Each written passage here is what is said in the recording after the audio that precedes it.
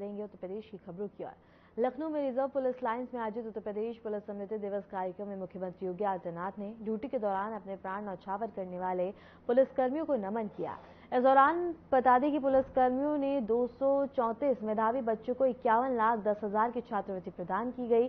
CM योगी ने कहा कि बेहद ही चुनौतीपूर्ण हालात में राज्य पुलिस फोर्स के सदस्यों ने अपने कर्तव्य को सबसे ऊपर मानते हुए अपराध नियंत्रण, कानून व्यवस्था बनाए रखने और सामाजिक सद्भाव स्थापित करने में सराहनीय भूमिका निभाई है।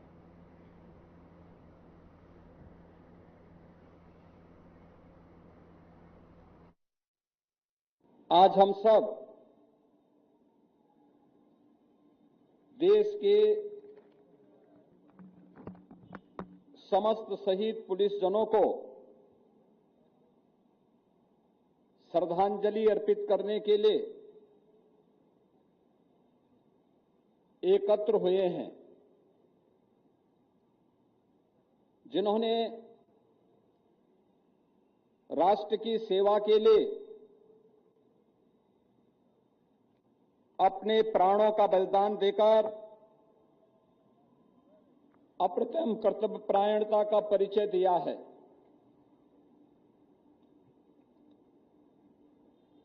वर्ष 2024-25 में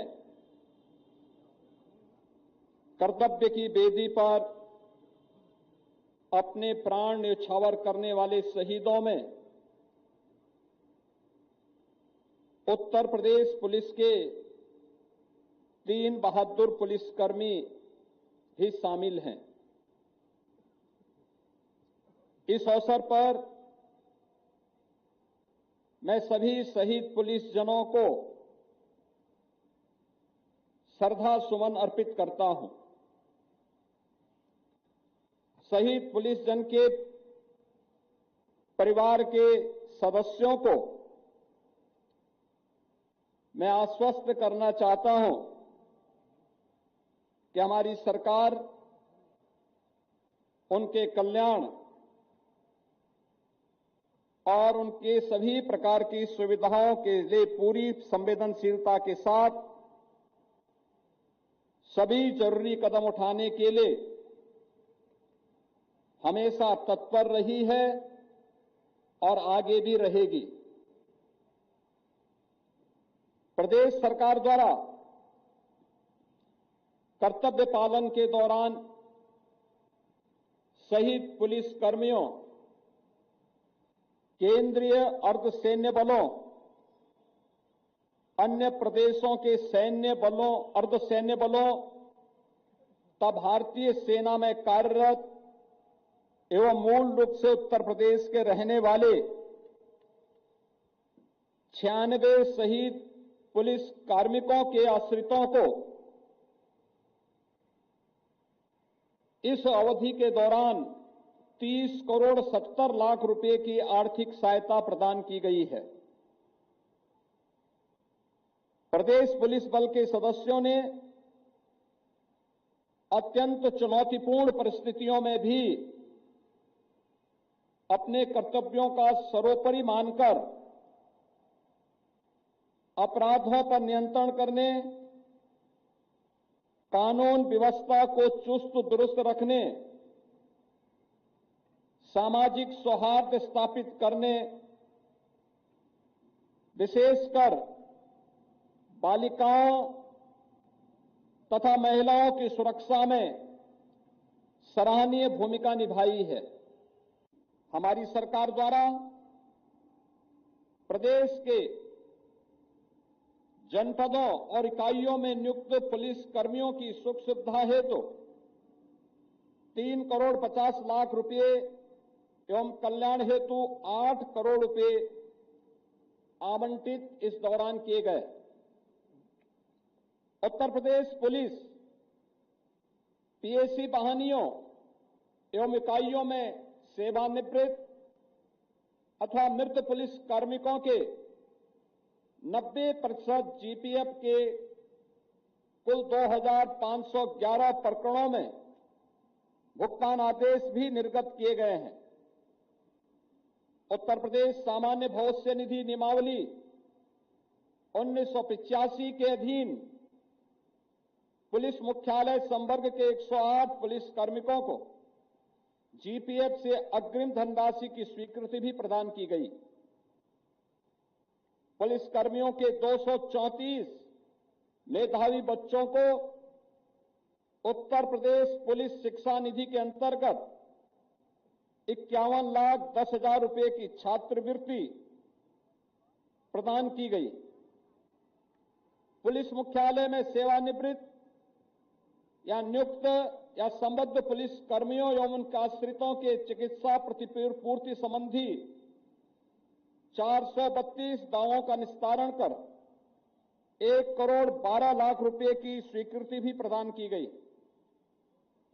5 लाख रुपये से अधिक के चिकित्सा प्रतिपूर्ति संबंधी 519 प्रकरण में शासन और विभागाध्यक्ष के माध्यम से 11,85,00,000 रुपये का भुगतान आदेश भी निर्गत किया गया।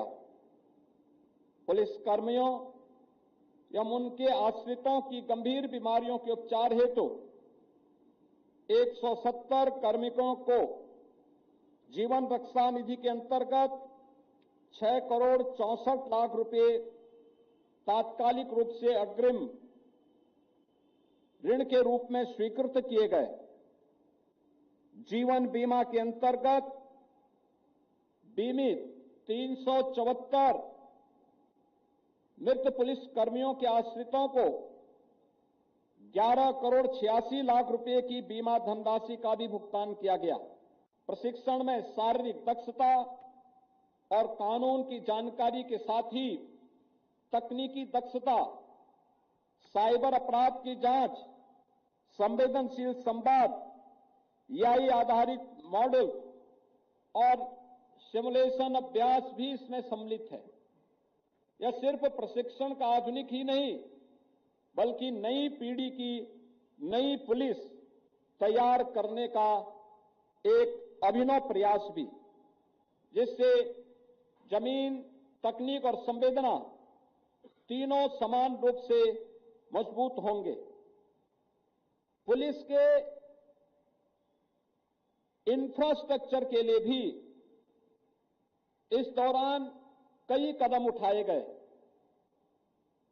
पुलिस के विभिन्न श्रेणी के 31,968 पदों का सृजन किया गया। विभिन्न जनपदों में 130 थानों, 7 महिला थानों, 90 पुलिस चौकियों सहित अयोध्या, मिर्जापुर, चंदौली और सिद्धार्थनगर में 4 जल पुलिस चौकियों को भी स्वीकृति प्रदान की गई। 75 जनपदों में 78 महिला पुलिस चौकी परामर्श केंद्र, प्रत्येक जनपद में एक विद्युत निरोधक पुलिस थाना भी स्वीकृत किया गया।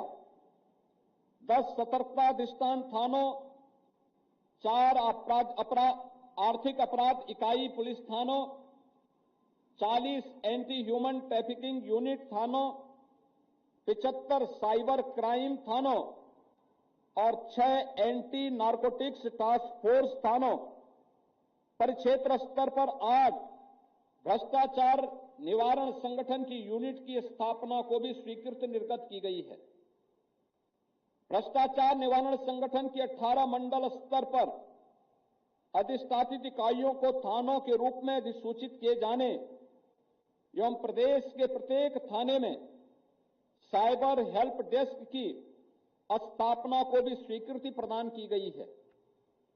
लखनऊ, बदायूं तथा गोरखपुर में पीएसी महिला बहानी एवं प्रयागराज, गोरखपुर, लखनऊ, मथुरा, सहारनपुर और अयोध्या में यूपी एसएसएफ की भी स्थापना की गई है। राज्य विशेष अनुसंधान दल उत्तर प्रदेश को आर्थिक अपराध अनुसंधान शाखा उत्तर प्रदेश में संविलीन की स्वीकृति के साथ ही अपराध शाखा अपराध अनुसंधान विभाग सीबीसीआईडी का नाम परिवर्तित कर अपराध अनुसंधान विभाग सीआईडी किए जाने की स्वीकृति भी प्रदान की गई है। प्रदेश में सुदृढ़ एवं त्रुटि रहित सुरक्षा प्रबंधन के फलस्वरूप समस्त पर्व और त्योहार मेले, जलूस शोभा यात्राएं, अति विशिष्ट महानुभावों की यात्राएं, राजनीतिक रैलियां, प्रदर्शन आदि शांतिपूर्ण ढंग से संपन्न हुए हैं। इसके लिए मैं उत्तर प्रदेश पुलिस बल को बधाई देता हूं। हमारी सरकार के अपराध एवं अपराधियों के प्रति जीरो टॉलरेंस की नीति है। विभिन्न जनपदों में दुर्दांत अपराधियों के विरुद्ध कार्रवाई के दौरान 20 मार्च 2017 से 18 अक्टूबर 2025 तक 15,000 से अधिक मुठभेड़ों में 257 से अधिक दुर्दांत अपराधी मुठभेड़ में मारे गए, 10,000 से अधिक घायल हुए। इन कार्रवाई में पुलिस बल के 18 जवान अद्भुत शौर्य का प्रदर्शन करते हुए वीर गति को प्राप्त हुए। 1745 पुलिसकर्मी घायल भी हुए।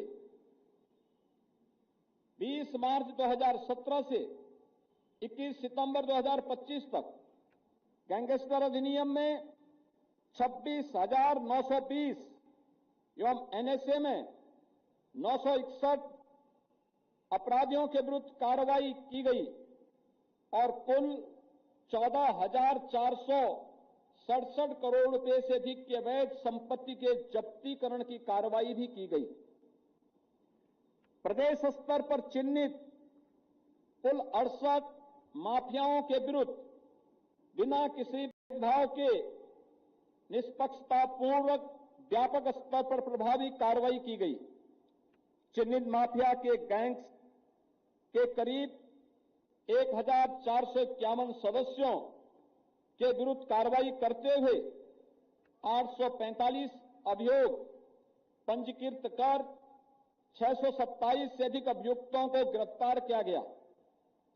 इसमें 274 के विरुद्ध गुंडा एक्ट, 775 के विरुद्ध गैंगस्टर एक्ट व 18 के विरुद्ध एनएसए की कार्रवाई की गई।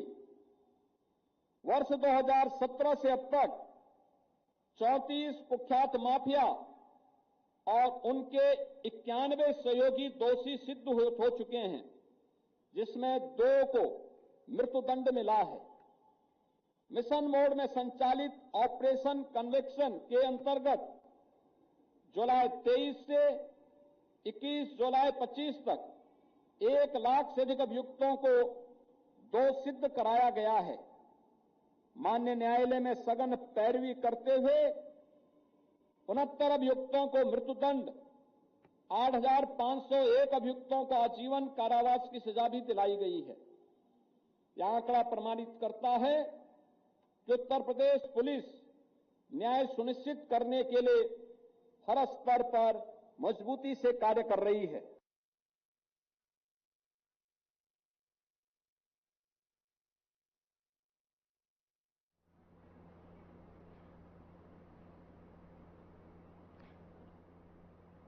उत्तर प्रदेश के डिप्टी सीएम केशव प्रसाद मौर्य ने बिहार विधानसभा चुनाव 2025 को लेकर कहा कि जनता ने एनडीए को समर्थन दिया है। उन्होंने राहुल गांधी और तेजस्वी यादव पर कटाक्ष करते हुए कहा कि बिहार में इस चुनाव में एनडीए की जीत इतिहास की सबसे बड़ी होगी। उन्होंने कैंपेनिंग बंद कब किया था? श्री राहुल गांधी जी 2029 की तैयारी कर रहे हैं, तेजस्वी यादव जी 2030 की तैयारी कर रहे हैं। 2025 तो बिहार की जनता ने एनडीए के नाम कर दिया है और लगातार जनता का समर्थन बढ़ रहा है और हम लोगों को पूरा विश्वास है बहुत रिकॉर्ड विजय बिहार के इतिहास में एनडीए की सबसे बड़ी विजय। राहुल गांधी को बिहार से ज्यादा जिलेबी छाना महत्वपूर्ण लग रहा है। नहीं, श्री राहुल गांधी जी को 2029 पर ध्यान है और तेजस्वी यादव जी का 2030 पे ध्यान है। भारतीय जनता पार्टी और हमारा जो गठबंधन एनडीए है यह लगातार जनता के बीच में है और बिहार के विकास के लिए, बिहार में सुशासन के लिए, बिहार वासियों के उज्जवल भविष्य के लिए यहाँ पर एनडीए की जीत जरूरी है। इसीलिए हम लोग प्रचार में आ गए, वो लोग आराम कर रहे हैं।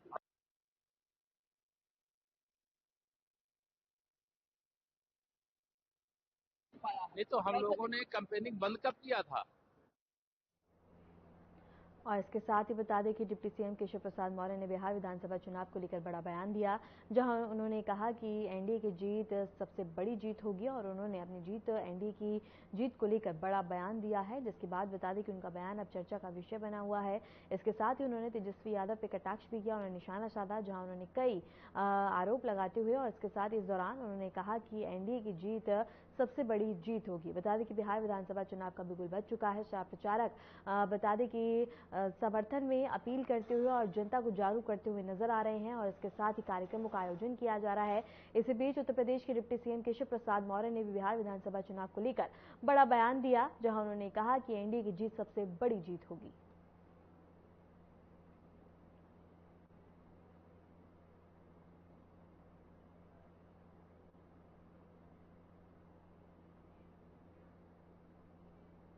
पुलिस स्मृति दिवस पर एसपी चिरंजीव Nath Singh reserve police line पहुंचे और शहीद स्मारक पर श्रद्धांजलि अर्पित की। इस दौरान शहीद पुलिसकर्मियों के वीरतापूर्ण योगदान को याद किया गया। एसपी ने देश भर में कर्तव्य पालन के दौरान शहीद हुए पुलिसकर्मियों की स्मृति पुस्तिका से विवरण पढ़ा। श्रद्धांजलि कार्यक्रम में एसएसपी, मुख्य अग्निशमन अधिकारी, क्षेत्र अधिकारी नगर और एलआईयू सहित पुलिसकर्मी भी मौजूद रहे और शहीदों के योगदान को याद किया गया है। जहां बता दें कि एसपी पुलिस लाइन पहुंचे, जहां उन्होंने शहीद हुए पुलिसकर्मियों को श्रद्धांजलि अर्पित करी है और इसके साथ ही उन्होंने उनके योगदान और साहस को याद करते हुए पुस्तिका का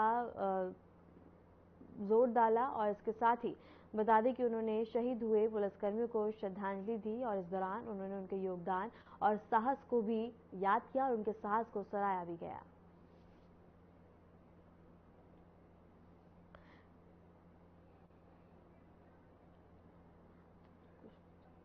और इसके साथ ही बता दें कि एसपी पुलिस लाइन पहुंचे, जहां उन्होंने स्मृति दिवस के अवसर पर शहीद हुए पुलिसकर्मियों को श्रद्धांजलि अर्पित करी। इस दौरान बता दें कि उन्होंने साहस और उनके साहस की सराहना करी और इसके साथ ही बता दें कि उनके योगदान को भी याद किया गया। अलीगढ़ में दिवाली का पर्व बड़े ही हर्ष और उल्लास के साथ मनाया गया। घरों और मंदिरों को रोशनी से सजाया गया और बता दें कि लोगों ने माता लक्ष्मी की पूजा कर सुख समृद्धि की कामना की। मंदिर में श्रद्धालुओं की भारी भीड़ और वहीं बच्चों में आतिशबाजी को लेकर खास उत्साह भी देखने को मिला। अलीगढ़ से खबर हम आपको बता रहे हैं, जहां अलीगढ़ में धूमधाम के साथ दिवाली का पर्व मनाया गया और बता दें कि मंदिर में श्रद्धालुओं की भारी भीड़ देखने को मिली, जहां उन्होंने भगवान लक्ष्मी और गणेश की पूजा अर्चना करी और अपने परिवार वालों की खुशहाली और समृद्धि की कामना की।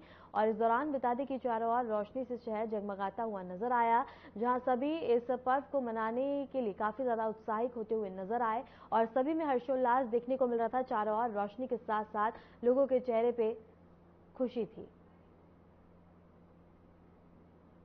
दिवाली का पर्व अलीगढ़ में बहुत धूमधाम से मनाया जा रहा है, जो लगातार 15 दिन पहले से ही अलीगढ़ में साफ सफाई की व्यवस्था की गई थी और मंदिरों की सजावट की गई थी और मार्केटों में भी सजावट देखने को मिल रही है।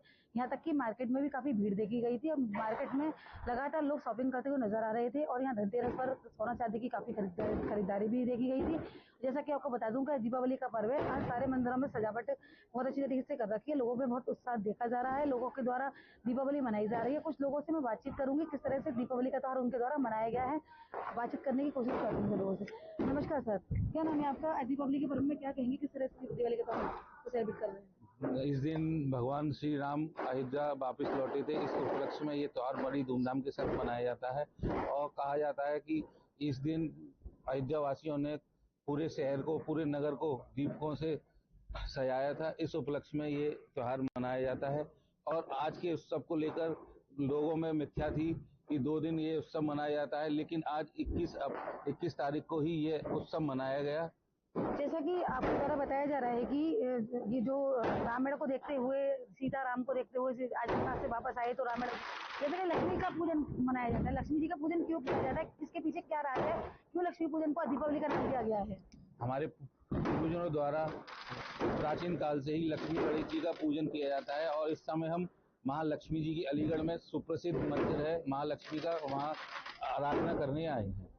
जैसा कि इनके द्वारा बताया गया है कि आज के दिन लक्ष्मी जी का भी पूजन होता है और राम जी आज वनवास से अपने अयोध्या लौटे थे और उनके द्वारा यहाँ उनकी खुशी को देखकर प्रदेशवासियों ने वहाँ पर आके इस तरीके से दीपावली का त्योहार मनाया था। और मेरे साथ कुछ लोग भी और मौजूद हैं, पूछूंगी दिवाली के में किस तरह का उत्साह देखने को मिल रहा है सर? किस तरह का उत्साह देख रहे हैं आप? चलो कोई बात नहीं, क्या नाम है आपका? हिमांशु आशनी। अच्छा, दिवाली में किस तरह की तैयारी की है आपने अपने घर में? बहुत रंगों से सजाया है, दीपों से सजाया है, बहुत अच्छी तैयारी की है। अच्छा, तो क्या कहेंगी दिवाली आती है कैसी खुशी महसूस करती हैं, कैसा लगता है आप लोगों को? हमें बहुत अच्छा लगता है, जैसे रंगोली बनाना, फूलों से और दीपक सजाना, पटाखे फटाने, बहुत अच्छा। कितने दिन पहले से आप लोग दिवाली की तैयारियों में लगे रहते हैं? हम साफ सफाई में तो 1 महीना, लेकिन 1 हफ्ते के लिए मतलब कि सजाना रंगोली। मतलब आज की दिवाली मनाने के लिए आप 1 महीने पहले से तैयारियों में जुटे रहते हैं? हाँ, 1 महीना।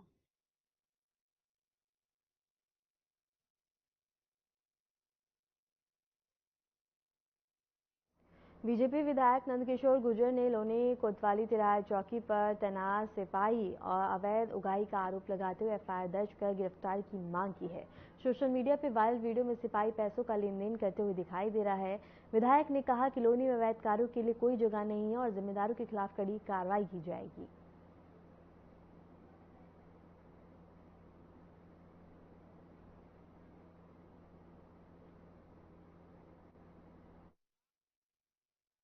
देखिए, लौनी में एक बड़ा बदलाव आया है।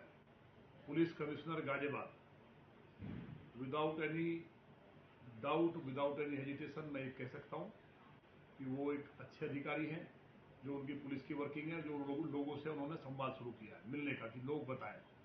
लेकिन अगर इस तरह का कोई दुष्ट व्यक्ति पुलिस की खाकी को, वर्दी को बदनाम कर रहा है तो ये गंभीर बात है।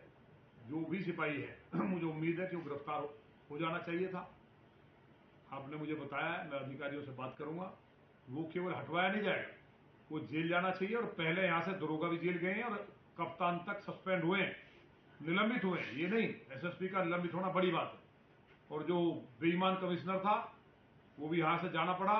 और भी जो यहाँ इस तरह के लोग थे, लौनी में ये किसी कीमत पर बर्दाश्त नहीं किया जा सकता।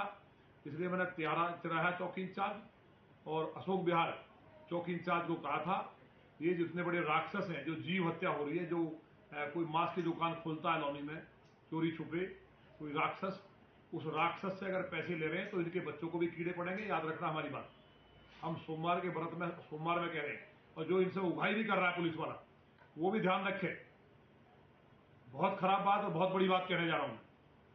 5 साल में ऐसे जो उगाही कर रहे हैं, कोई भी कर रहे हैं, जो मांस की दुकान से वो जीव हत्या हो रही है, उनके घरों पे मुसीबत आएगी, तबाह और बर्बाद भी होंगे और कैंसर जैसी भयानक बीमारियां होंगी इसी लौनी में।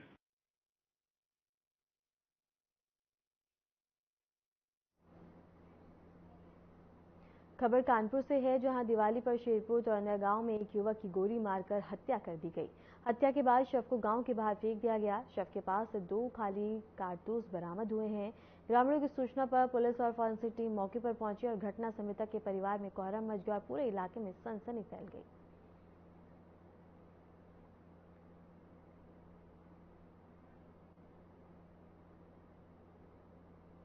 दिनांक 21/10/2025 को सुबह करीब 6:15 बजे थाना क्षेत्र गजनेर के अंतर्गत ग्राम तरौंदा मोड़ पर एक व्यक्ति की गोली मारकर हत्या कर देने संबंधी सूचना प्राप्त हुई।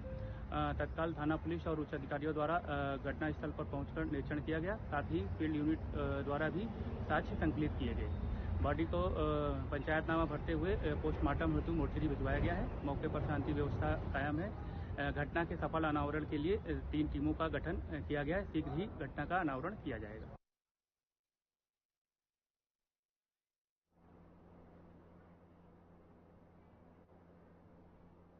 नोएडा में दिवाली की खुशियां उस समय तनाव में बदल गई जब सेक्टर 9 में पटाखे छोड़ने को लेकर विवाद हो गया। मामला थाना फेज 1 क्षेत्र का है। विवाद इतना बढ़ गया कि कुछ लोगों ने एक युवक पर लाठी डंडों से हमला कर दिया। हमले में युवक के सिर पर गंभीर चोटें आई हैं। मौके पर मौजूद लोगों ने किसी तरह घायल युवक को अस्पताल पहुंचाया।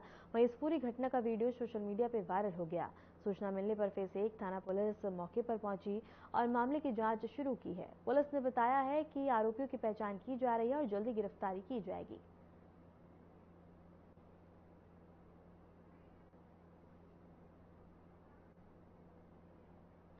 फिलहाल के लिए उत्तर प्रदेश की खबरों में इतना ही। नमस्कार।